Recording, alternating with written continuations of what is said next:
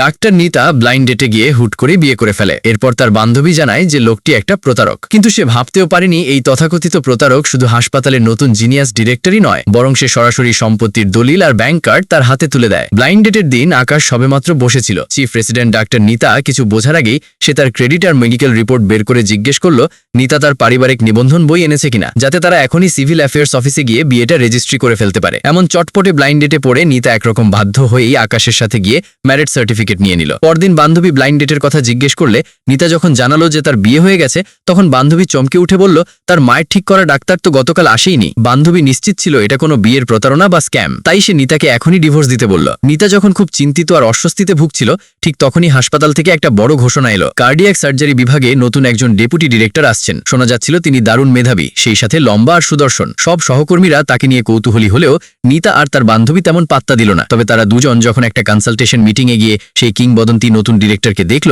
নিতা মুহূর্তেই জমে গেল। এ তো সেই লোক যে আগের দিন তাকে ফাঁদে ফেলে বিয়ে করেছে। হাসপাতালের ডিরেক্টর বেশ আড়ম্বরের সাথে তার পরিচয় দিয়ে জানালো যে তিনি দেশের শীর্ষ 20 জন কার্ডিয়াক সার্জারি বিশেষজ্ঞের একজন।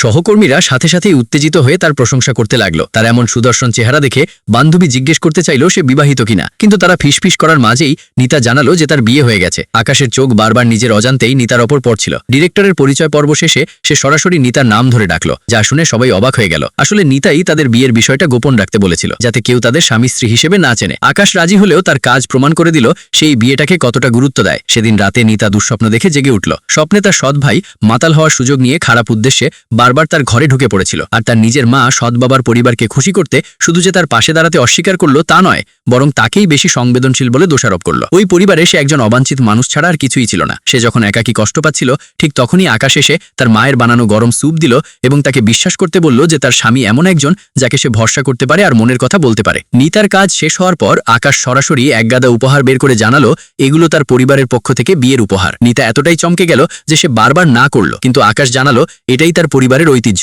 বাড়ির বউয়েরই টাকা পয়সা সামলানো উচিত। সে নিতার ফোন নিয়ে তাকে নিরাপদ বোধ করাতে সরাসরি তার পেমেন্ট সিস্টেমে নিজের মেইন ব্যাংক কার্ড লিঙ্ক করে দিল। সে এমনকি আগামী সপ্তাহে তাদের সম্পদ নোটারি করারও প্রস্তাব দিল। সে নিতাকে বোঝাতে চাইল বিয়ের পর সে সব সময় তার সবচেয়ে বড় ঢাল হয়ে থাকবে।